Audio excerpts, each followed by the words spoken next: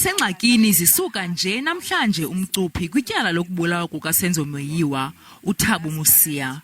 Ingxelo kaBrigadier Ndlovu ithi wayinika uMosia idilesi apho wabulawela khona uMeyiwa.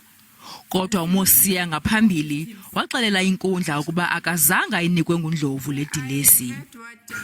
And when you were testifying in this court, you said Brigadier Ndlovu did not give you the directions or the address of the crime scene.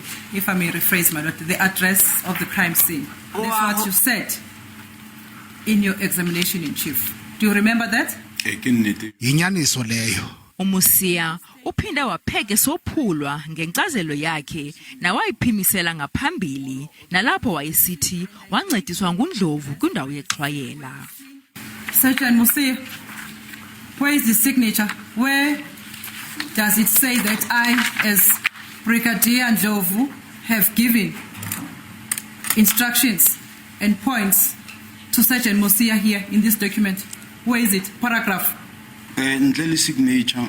Ngaphandle kokutyikitya, le ncwadi endiyibonise iNkundla bubungqina bokuba nguye owandamkela kwindawo yexhwayelo. Kodwa uMosia uhlatywe imibuzo nakuleyo. Mshololo uza kuqhuba ngokumhlohla imibuzo ngomso uMosia nalapho eza kube egrumba inyaniso.